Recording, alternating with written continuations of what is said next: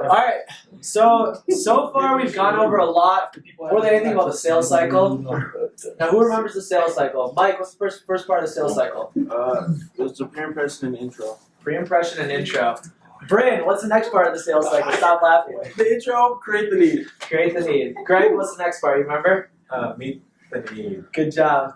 And then close. And then close. And then Justin, what's the last part? There's no last part. One more. After He you sells close. it by then. They're sold by then. Yeah. Oh, you solve concern. Overcoming objection, resolve the concern. That's the exact idea, okay? So, this is the part that will identify you as a salesperson as either someone super, super pushy, or someone smooth and kind, or someone who, kisses their way in and sells other stuff. I'll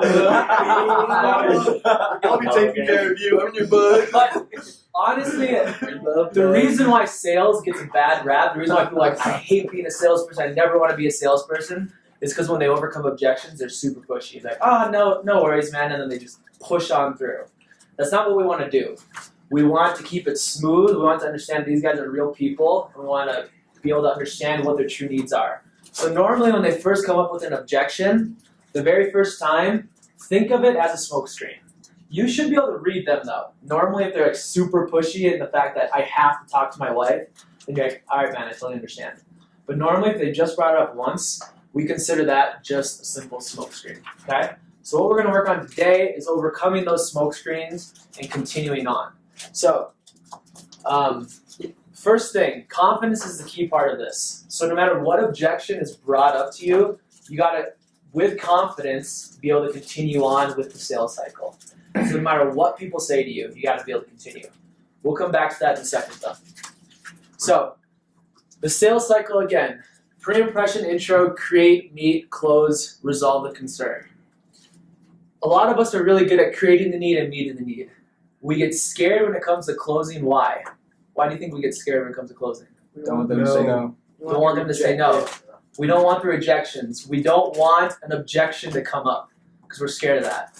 We have to learn to thrive with the rejections. So whatever type of objection comes up, you got to be able to have some type of transitional phrase ready to go and have some way to overcome it right off the bat to make it smooth and not jittery. Because at first when some people give you a rejection, you'll be like, oh, so you don't want it?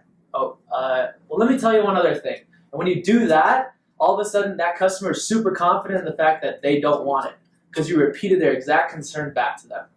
So this needs to be embedded in our minds. It needs to be a simple process. So whenever you guys are getting confused or whenever you guys are stuck on talking about the price so much over and over and over again or talking about one piece of the service, come back to this. You create a need by saying, we're in the area servicing a few of your neighbors. They've been seeing some of those tiny little black ants, sometimes on the inside, mainly on the outside. Where are you guys noticing them? Whatever, question mark. Then you meet the need. Probably a bird that just then you meet the need. And then you go right to closing. Once they close, the more we close, the more objections we're going to be able to get out of the customer. The more we're going to be able to realize what the true need is. Sell Terra, take care of rats. Okay, so let's continue then. So, preemptively, we got to be ready to overcome these objections. So in our minds, we got to have these things ready. You have to be able to bring up concerns before they do. For instance, that first door you knock, if they say no to you, get as much out of them as you possibly can. Get the idea of what companies are in the area, what bugs they're seeing, what's the normal cost for pest control in the area. You can be super honest with these people. Hey man, listen, I'm brand new to the area. I know you already said no to me. Just help me out with a few of the neighbors. And then get as much as you can out of them. By doing that, you're able to bring up the concerns on the next doors before they do for you. Bryn, why do you think that this part is really important? It just allows you to tailor your pitch a little better. And if you can be, for example, if you know that there's a specific company that's pretty popular in this one pocket, you can be like, hey, a lot of your neighbors with so and so.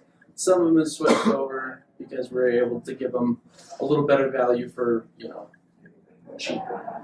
So it's beating them to the punch so that they don't have to like feel like it's Somebody wants something. yeah. I don't know where I was going with that. I lost my train of thought. But yeah, it helps you tailor your pitch a little better, and quicker. Time is of the essence when we're on the doors. It helps put confidence in the eyes of your customer too, because you bring up something that they already know they're gonna say. When you bring up the fact that there's Cooper Pest Control in the area, or when you bring up the fact that somebody's with Orkin already because everyone else in the area is, they know you've been here. They know you have confidence. They know that you know the area. And right off the bat, you're able to overcome those objections. So the idea of knowing your area, and then have the sales cycle be your foundation. You guys won't realize this until you get on the doors and you go through the sales cycle twice with a customer, and then all of a sudden you think you have to give up because you've been through it just 2 times. Jeremy Rosenbaum, I was talking to him yesterday, he goes through the sales cycle 5 to 8 times with each person while he's on the door. That's what makes him a good sales rep, because he continues just pushing through. You're not mean in pushing through their objections, you just continue going around the sales cycle. So a big point to overcome these objections are the transitional phrases. Bryn, what was your favorite transitional phrase during the summer?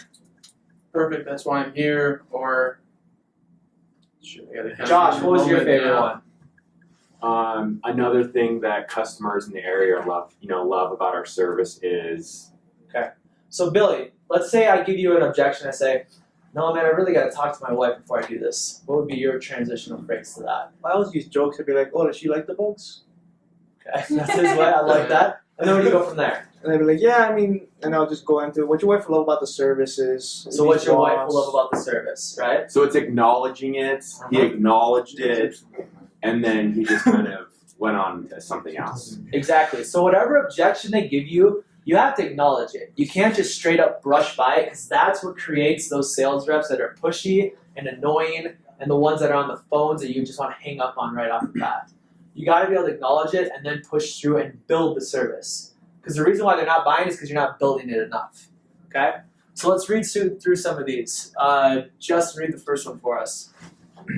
Perfect. That's exactly why I'm here. Okay, everyone repeat that one with me.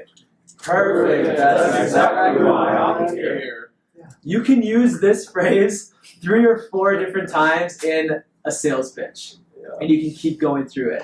I use it all the dang time in my sales pitch. What'd you do this time?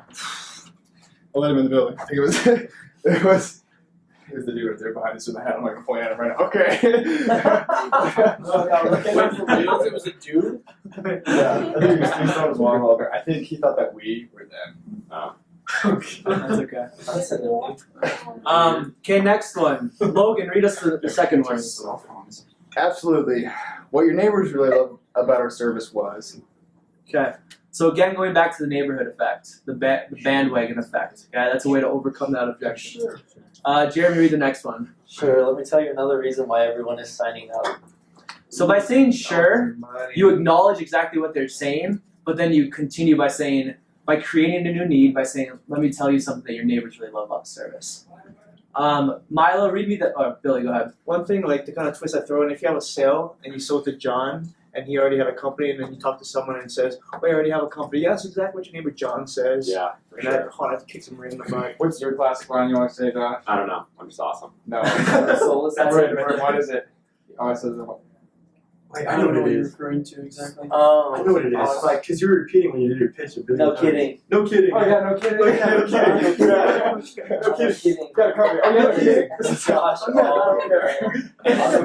The thing that you sales reps are going to think about is if you repeat it like 3 or 4 times, you're going to think on the next store that you can't repeat that same one. But it's a brand new person each store you go by. And so you keep going with the same one. So you can have, I say perfect, that's exactly why I'm here. And what your neighbors love about service, I use that all the time. I don't go anywhere away from that. You don't have to reinvent the wheel. Just use the same things over and over again and continue through the wheel. Milo, read us the do nots. Do not repeat the customer's concerns. Say, really? Okay. That's something that Jeremy loves to say. He's like, really? You don't want it? You sure? You sure? He says you sure, yeah. It's gonna be a long time. I don't even say George, I'm out the door. This guy comes out and it's like, a couple of your neighbors have been seeing someone's ants. Have you been seeing those? No. Really? No. Are you sure? No. Okay, bye. And I walk up. Not joking, that's exactly how it works. Jeremy's gonna have a That's long what I call summer, guys. Joe. That's what I call Joe to come pick me up. Maybe you should look a little closer. But you realize that the idea behind that is you get stuck on resolving the concern. If you just resolve the concern and then go to create a new need, you take their mind totally off that concern and you create something totally new. Jeremy. So once you say, Josh, you know, one of the things that the neighbors really like about the service is the fact that we take care of these bees. And then you build the fact up that we take care of the bees, and you build that service up so much that they have already forgotten about that. And then if they bring up that same objection 2 times, at that point you should realize that this is probably an actual concern and you should address it. And then if they bring it up a 3rd time after you go through that sales cycle again, you're like, all right, see you later. Simple as that. Or if it's like, I gotta talk to my wife, you set up a return appointment or something like that. Simple as that, okay? But never repeat the customer's concerns back to them. That's something that first-year reps get in the habit of doing way too often. When they say, I already have a pest control company. Oh, you already have a pest control company? Oh, okay. And then you've already legitimized what they have said, and so all of a sudden you're stuck. Also, I mean, how many people do you talk to that say, "Hey, I already have a pest control company," and they don't have a pest control company? They lie. Yeah. They're gonna lie to you. That's the idea of the smoke screen. You have to realize that, okay, we are trusting these customers. You gotta trust them. You gotta put that much trust into them. But unless they repeat it back to you 2 times, normally it's a smoke screen. I don't like calling it a lie because you want to trust them, but it's a smoke screen. Because no.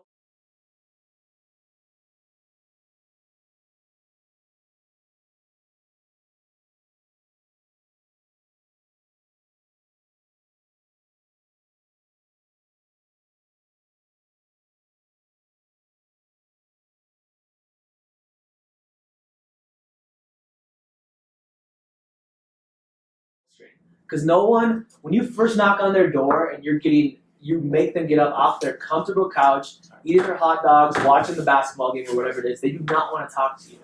So you got to be able to continue to roll with it. Logan. And also, if you knock on the door and say, like, people have ants, do you have ants? They're going to say no because they don't want to be seen as dirty. Like, do you have cockroaches in your kitchen? No one's going to be like, yeah, I'm drowning in here. Cockroaches. I'm the dirtiest ever on the street. They're going to say, like, no, we are very clean. We have no bugs. And you say, okay, like, no big deal. Just few the neighbors see a few of these little black ones. And so this is what we're doing to get rid of them. Walk them through that part, and then they'll be open to be like, okay, you can actually solve my problem. You have something to offer. Like, yeah, I may have seen a few ants. You're like, oh yeah, like where? The bathroom. They take you in there and they're like crawling up and down the wall. It's like epic, just away from ants. And everyone will lie to it first and say they don't have bugs because they don't want to be dirty. It's our job to make them feel comfortable with us in order for them to open up, and they totally will. If you can get just like a few minutes with them, they'll feel comfortable enough to actually open up and be truthful with you. Okay, so let's take the example of a business setting. Say you're an executive of some big top dog company, and another top dog company comes to you with a merger, and you're wanting to help this merger out the best way possible. If you cannot gain trust with this other company, there's no way they're going to merge with you.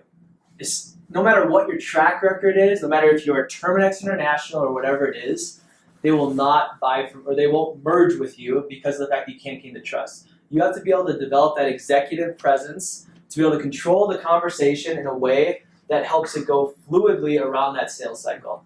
So you don't even have to call it a sales cycle. You can call it a trust cycle if you want, because you're building the need so much to the extent that they are like, all right, I actually do need this. It's something that I actually want. I can trust these guys. Because the main reason why they don't tell you that they have bugs because they don't trust some random 22-year-old coming off the street. They're not going to talk to you about it. You have to be able to build up your validity and your knowledge and your smoothness in all reality.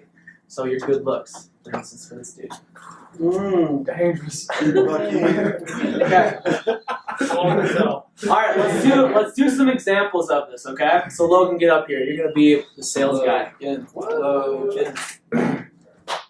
Stand on that side so I can see your pretty face. Welcome. Everyone, this is Jeff. Hi, Jeff. Hi, Jeff.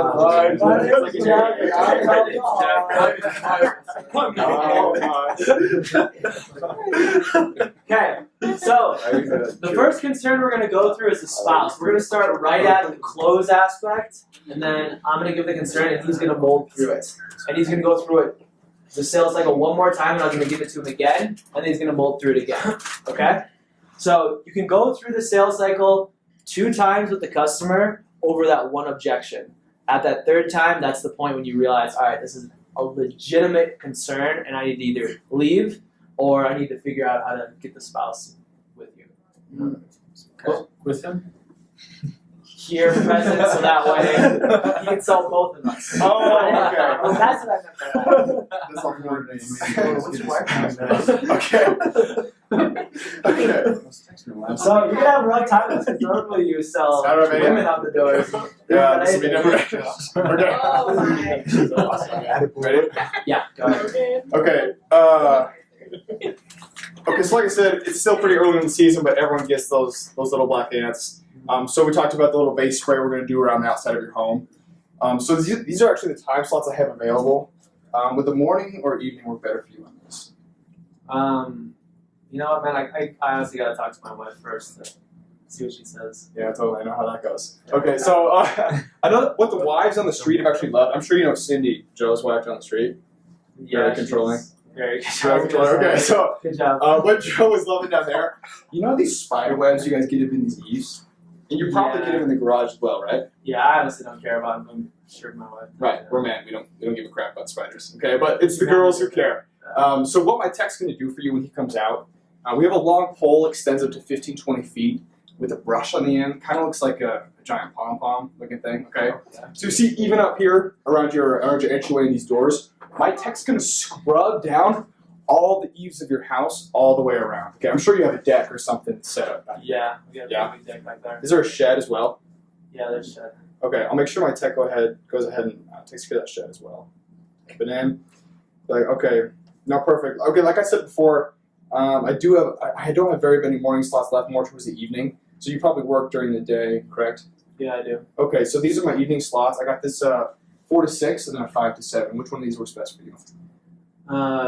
Probably the later one, but honestly, I think she makes the decisions. She would slap me if I decided to make some financial decisions without her. Yeah, and she usually handle the bugs.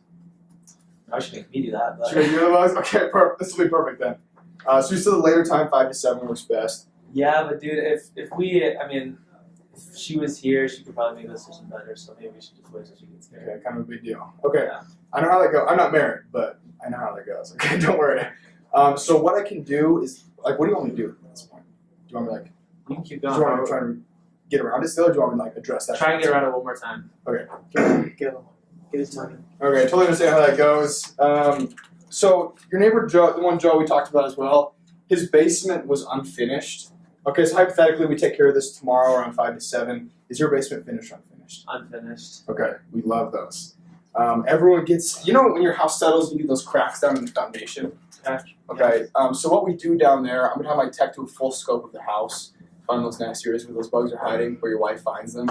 Okay, it's called a crack and crevice treatment. So we're actually going to treat in all those areas. I'm sure you've been down in the basement running an errand for your wife and walked through a spider web or something like that. Yeah, that's the worst feeling in the world. Yeah. Okay, so we're going. The reason is they're following the plumbing, the moisture of those pipes, and so when we treat down in the area, it's going to seal that up and guarantee you don't have any of those in your house. Okay, that's honestly what Cindy, Joe's wife, was most excited about. She hates come end of summertime when those ants always show up in those bathroom areas and in the kitchen. You know what I'm talking about, right? Yeah. Because we're the men who need to take care of that crap. Yeah. Okay, so let's just set this up for tomorrow, 5 to 7. Is it cool if I take a lap around the back side of the house with you just for a sec so I can make some notes about what you got going on back there? Sure. Okay, cool. Okay, pause. All right. What do you guys like about that? You assume the sale at all times. And he wasn't pushy. He was very personable with me, and he wasn't overly. He acknowledged it so well that I felt like he was just continuing with it. It wasn't anything pushy. What else do you guys like? All right, I want to point out 2 things that. Okay, He go ahead. kept moving where he was going with things. Kept talking about. He didn't go back to the same oh look, we'll take care of the base spray. He kept moving different parts of the service, and then even at the very end, he to show how thorough he wants to get this done. He's like, let's take a lap out back, see what we find back there. So put in the notes. So, moving it around. I think there's two huge things you can do with the spouse sale. So first off is exactly what he did. You talk about one of the neighbors and their spouses and what we're gonna do for them, what they loved about it, and then you go in and talk about what your wife is gonna like about this. And so after you go and talk about that, at that point, talking to a man of the house, you emphasize the interior treatment, which was really good, but I think what he could have done better is emphasize the fact that this protects against carpenter ants, the thing that's wood destroying insects, and you touch on the fact on the manly aspect of it. This is going to protect your biggest investment that you have, and it's going to make sure that those carpenter ants don't eat away at the wood of the house. And so you touch on those big 2 points, the wife and then him. So you try and hit on it on the sales cycle with the wife, and then if you can't hit it on that, then you hit it on him. You talk about him personally. And so if he keeps bringing it up the third time, do exactly what he did. We can sign you guys up, and you know what, if you want, if she gets home and she's absolutely mad that you're getting rid of my bugs, just give me a call, we can take you guys off the route. Simple as that. And that's always optional. Yeah, that's kind of like the second option, and I'll always go through that. If I get a guy, if Joe is that guy, and he's just like, look, Josh, I just don't feel comfortable doing that right now. I'll just be up front. Look, if you feel comfortable with this, let's go ahead and do this. Tell me if you feel okay with this. I'm here now. As I told you before, I got to get you on the route right now for either today or tomorrow. So let's do this. Let's put you on the route tomorrow. What time do you get home from work? You said 5, 6. Let's put you on the route for 6. If for whatever reason she comes home because this is something you want to do, if she gets home and she doesn't want to do it, call me up on my personal cell number and I'll take you off the route. You feel okay with that? Cool. Then let's go ahead and go forward with this. And for whatever reason it doesn't work out, call me up and I'll take you off. I like that. There's so many angles you can go at this, and so That's last case scenario. you never feel like you never have to feel trapped. And like the one line used, does your wife handle the bugs? If you're with a dude who you think is super sensitive and is going to be hurt by that, or like super offended, and that's going to turn him off, like then don't use it. You don't have to have any go-to system for these. Feel the situation. If it's an arrogant guy, I can poke it. I can push his buttons. I can say, your wife probably handles the bugs, right? And he'll be like, no, I handle the bugs. Like, okay, perfect. Then you're the guy I need to talk to. Like, this is what I'm going to do. And then you can switch to the manly aspect of like protecting his investment, or I also do a lot with Josh's. There's so many different ways. Mirror the you can go. person. Yeah. I think whoever has their manual, you can write this down. I think a great way to do it is talking about what you can do that the spouse is going to love. The second thing is the manly aspect, talking about how you're protecting their biggest investment that they have against carpenter ants, which is huge. Like that is one thing you can always go to emphasize the sale. That's something that I'm super confident about. And the reason why is because every guy doesn't want his house to fall apart because of carpenter ants or termites or whatever it might be. So that's something very easy to sell on. And then third, you can always go to what Josh and Logan are talking about. If we get you guys on board right now and your wife comes home and she wants to keep her little pet ants, you give me a call. We'll take you guys right off the route. I would assume you should only go that route though if you really believe that the person you're pitching right there actually wants it though. So Right, it's right. a real Last concern resort. because obviously Once they repeat it 3 times, I would because definitely if they've only after that. repeated it once and But it's you just do dysfunction, it- that's never going to work. Yep. Right? You do it and let them know, like, we're going to go ahead and go forward with this. I mean, they're filling out the contract. It's not like, okay, let's just put you on here. I'm going to save a time for you, and you can do whatever you want. Like, they know for certain. And the thing is that's great about this is every time I do that, I'll probably get 1 in 10 that actually call me up and say, you know what? Because most of the time, like, these guys just need to get pushed over the edge. And that's what we got to gently do with our velvet hammers. Get him over the edge. One last final thing that is so sweet is he gave you the objection, and then you follow up with a question, and then make a note about it. Like when I use paper contracts, I'll always be writing. Like, okay, like unfinished basement, we love those. The more you write on the contract, the more committed subconsciously he feels. And the more confidence you show in him that you are actually understanding his concerns. Like you're actually telling him, like, I totally understand what you're saying, let me make a note of that really quick. And that's something that they feel the trust from you. And all of a sudden you're able to go through that sales cycle without any pushy factor involved. It's super simple and super fluid. Really. One little side note that we have to watch out to with resolve concerns. A lot of times we'll go around a sales cycle really nice, concern. We'll go around it again. They'll have a concern, and that we feel like we went around it twice so perfectly that we can just close them. Yep. After that, it's so common. Like you're like, oh no, I really gotta talk about it. Like, don't worry about it, bro. Just put your name right here and let's get you on the route. No, you wanna be like, go talk about the guarantee or talk about something else. Talk about the granules. Really quick one more time and then close them one more time hard. There's seriously a million ways to go through the sales cycle. So many different combinations of things, whether it's focusing on this piece of the service or that, whether it's focusing on this insect or that, whether it's focusing on this neighbor or that neighbor, whether it's focusing on him or his house. All these different ways. And then price, that's your last factor. You want to always result on that last. You never want to bring up the ability to lower the price until the very, very, very end. And that's why you have so many different ways of doing it.